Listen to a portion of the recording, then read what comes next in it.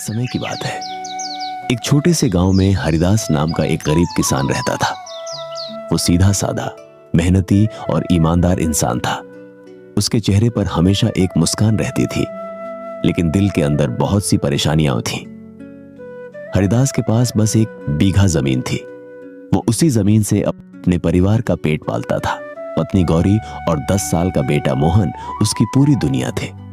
लेकिन उस साल गांव में बारिश ने साथ छोड़ दिया था। आसमान जैसे रूठ गया हो। धरती फट चुकी थी, खेत सूख गए थे और कुएं का पानी भी आधा रह गया था। हरिदास सुबह उठकर आसमान की ओर देखता और कहता, हे भगवान, बस एक बार पानी बरसा दो। मेरी फसल नहीं तो मेरी उम्मीदें ही मर जाएंगी। लेकिन आसमान से कोई जवाब नहीं आता। धीरे धीरे उसके घर की हालत बिगड़ने लगी। खाने को मुश्किल से 2 रोटियां मिलती। बेटा मोहन कभी कभी कहता, बाबा, इस बार मैं भी खेत में चलूंगा, हम दोनों मिलकर फसल उगाएंगे। हरिदास मुस्कुराता और उसके सिर पर हाथ फेरता। अभी तू छोटा है बेटा, लेकिन याद रखना, खेत में सबसे बड़ी ताकत हाथों की नहीं, दिल की होती है। उम्मीद का आखिरी बीज एक दिन हरिदास ने घर की छत पर रखे पुराने डिब्बे में देखा। उसमें बस कुछ मुट्ठी भर गेहूं के बीज बचे थे। उसने तय किया कि चाहे कुछ भी हो जाए, ये बीज वो बोएगा। गौरी ने रोते हुए कहा, तो हम खाना बना सकते हैं, इन्हें मिट्टी में मत गाड़ो। हरिदास ने धीरे से जवाब दिया, अगर हम आज बीज खा लेंगे तो कल भूखे मरेंगे, लेकिन अगर इन्हें बो देंगे तो शायद कल फिर से जी सकेंगे। वो खेत में गया और उन बीजों को आस की तरह मिट्टी में मिला दिया। हर बीज के साथ उसने भगवान से एक दुआ मांगी। संघर्ष के दिन अब हर दिन वो खेत जाता, पौधों को देखता, मिट्टी को छूता और पानी का हर घूंट बचाकर खेत में डाल देता। गांव वाले हंसते, हरिदास पागल हो गया है, इतनी गर्मी में कौन फसल उगाता है। लेकिन हरिदास को किसी की परवाह नहीं थी। वो जानता था, आसानी से मिलने वाली चीजों की कीमत कभी ज्यादा नहीं होती। एक दिन जब वो खेत से लौट रहा था, उसका बेटा बोला, बाबा, आज मैंने स्कूल में सुना कि अगर मेहनत सच्ची हो तो भगवान खुद मदद करते हैं। क्या ये सच है? हरिदास ने कहा, बिल्कुल बेटा, भगवान वहीं रहते हैं जहां मेहनत और सच्चाई होती है। और फिर चमत्कार हुआ। एक रात आसमान में बादल छा गए। पहले बिजली चमकी, फिर ठंडी हवा चली और बरसात शुरू हो गई।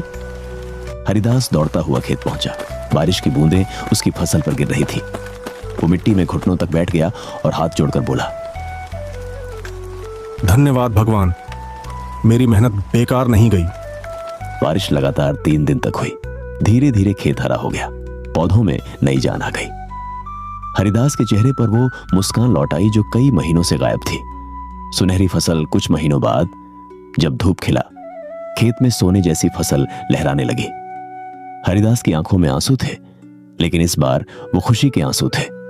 गांव के वही लोग जो उसका मजाक उड़ाते थे, अब उसके पास आकर बोले, हरिदास, तूने कमाल कर दिया, तेरी मेहनत रंग लाई। हरिदास ने मुस्कुराकर कहा, मेहनत कभी बेकार नहीं जाती, बस इंसान को यकीन रखना पड़ता है। आखिरी मोड़ फसल कटने के बाद हरिदास ने आधा अनाज जरूरतमंद गांव वालों को बांट दिया।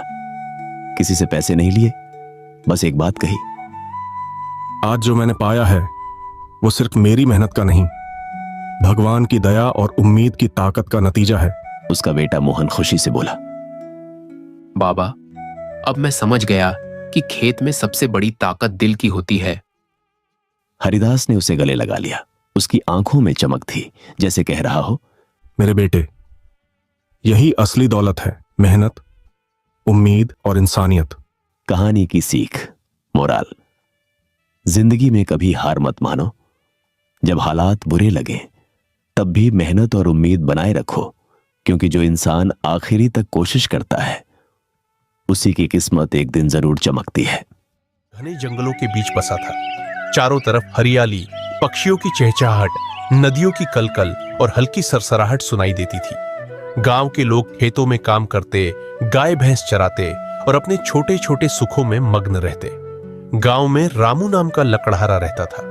उसका घर बहुत साधारण था, मिट्टी और लकड़ी का बना छोटा सा घर, लेकिन उसके घर में प्यार और खुशियां थीं। उसकी पत्नी गोमती हमेशा अपने परिवार के लिए मेहनत करती थी।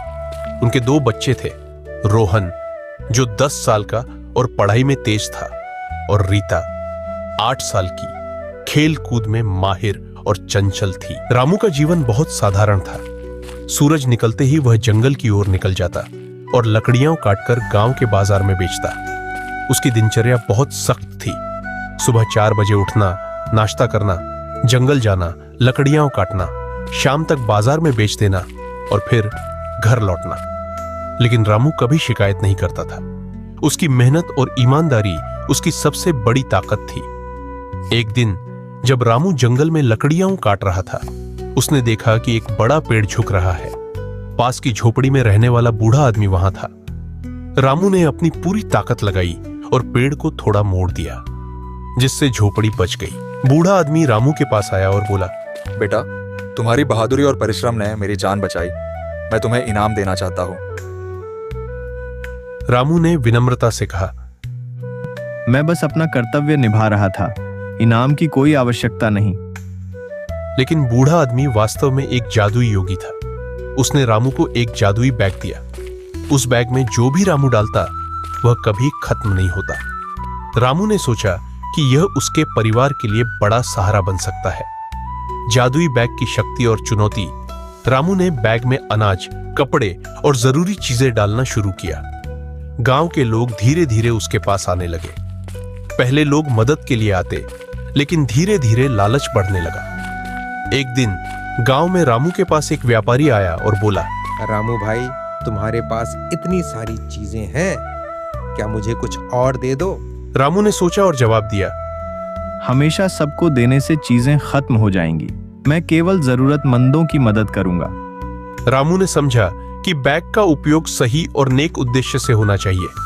उसने गरीबों, बच्चों और बुजुर्गों की मदद करना शुरू की। गांव में बदलाव। गांव में रामू की ईमानदारी और मदद की कहानी फैल गई। लोग अब केवल मदद लेने नहीं, बल्कि सीखने भी आने लगे। गांव के किसान और बच्चे रामू से पूछते, रामू भैया, आप इतना सब कैसे कर लेते हैं? रामू मुस्कुराते हुए कहता, मेहनत, ईमानदारी और धैर्य ही सफलता की कुंजी है। एक दिन गांव में भारी बारिश आई और नदी का पानी बढ़ गया। कई घरों में पानी घुस गया और लोग फंस गए। रामू ने अपनी पूरी ताकत लगाई और गांव वालों को सुरक्षित स्थानों पर पहुंचाया। उसने अपने हाथों से नाव बनाकर लोगों को बचाया। हर रोज जंगल जाता और बच्चों को भी साथ ले जाता। उसने उन्हें सिखाया, देखो बच्चों, जंगल सिर्फ लकड़ियां काटने की जगह नहीं है। यहाँ हर पेड़, हर जानवर, हर पौधा हमारे जीवन का हिस्सा है। एक दिन जंगल में चलते हुए रोहन और रीता ने देखा कि एक हाथी फंसा हुआ है। रामू ने अपने अनुभव और बुद्धि का उपयोग किया और हाथी को बचाया। बच्चों ने जाना कि बहादुरी और दया दोनों जरूरी है। अगले हफ्ते जंगल में भालू और उसके बच्चे दिखाई दिए। गांव के लोग डर कर भागते, लेकिन रामू ने उन्हें समझाया, डरने की जरूरत नहीं, शांति से रहो, वे खुद चले जाएंगे। एक बार जंगल में भूकंप सा झटका आया। पेड़ हिल रहे थे। पक्षी डर के मारे इधर उधर उड़ रहे थे। रामू ने तुरंत बच्चों को सुरक्षित जगह पर ले जाकर समझाया, बच्चों, पास आओ, यह प्रकृति की ताकत है। डरना नहीं, समझदारी और धैर्य से हर मुश्किल का सामना किया जा सकता है। श्यामलाल, जो हमेशा शिकायत करता लेकिन रामू से सीखता।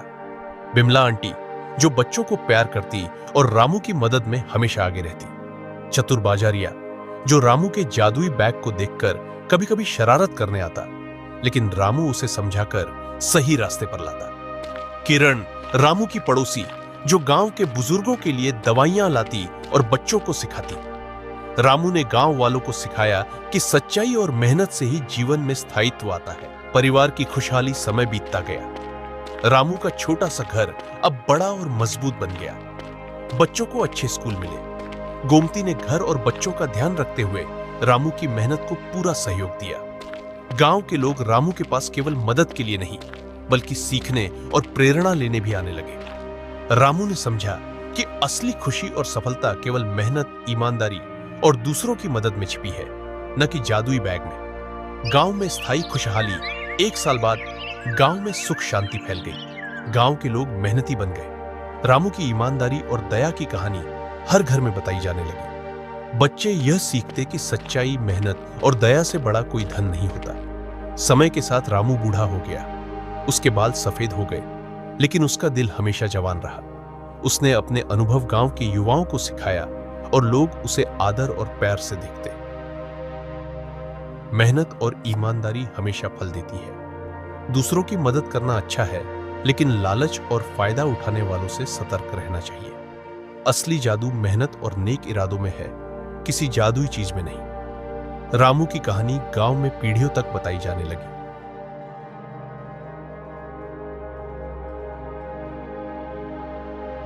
सोनपुर एक छोटा, शांत और हरियाली से भरा गांव। यहाँ रहता था एक गरीब किसान हरिराम। उसका घर मिट्टी का था, छत पर सूखी घास और दीवारों में दरारें थीं। लेकिन उसके दिल में बस एक ही बात थी, मेहनत और सच्चाई ही इंसान की सबसे बड़ी दौलत है। हरिराम हर सुबह सूरज निकलने से पहले उठता, अपनी पुरानी बैलगाड़ी से खेतों की ओर निकल जाता। धूप में झुलसता, बारिश में भीगता, लेकिन काम कभी नहीं छोड़ता। गांव के लोग उसे देखकर कहते, हरिराम, तू इतना मेहनत क्यों करता है जब किस्मत तेरे साथ नहीं? हरिराम मुस्कुराकर जवाब देता, खेत बोता हूं मैं, फल भगवान देता है। एक दिन हरिराम अपने खेत जोत रहा था। बैल थक चुके थे, धूप सिर पर थी और पसीने की धारें उसके चेहरे से बह रही थीं। अचानक हल की नोक किसी कठोर चीज से टकराई। ठक आवाज आई। हरिराम ने मिट्टी हटाई तो नीचे एक पुराना मिट्टी का घड़ा निकला। घड़ा खोला तो उसकी आंखें फटी की फटी रह गईं। उसमें भरे थे चमचमाते सोने के सिक्के।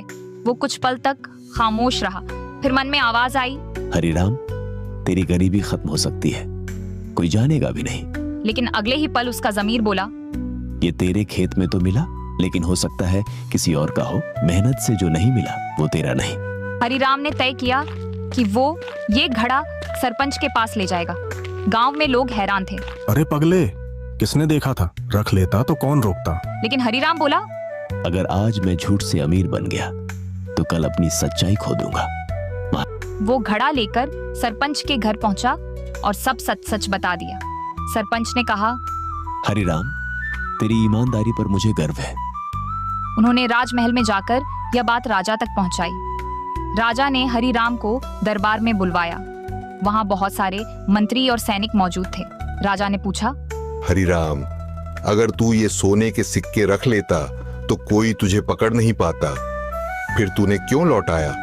हरिराम ने सिर झुकाकर कहा, राज, झूठ से मिला धन कभी टिकता नहीं। मैं गरीबी में जी सकता हूँ, पर बेईमानी के बोझ में नहीं। राजा उसकी बात सुनकर प्रभावित हुआ। उसने कहा, हरिराम, मैं तेरी सच्चाई की परीक्षा लेना चाहता था, तूने पास कर ली है। राजा ने घोषणा की, आज से हरिराम को वही खेत और वो सारा धन इनाम में दिया जाता है।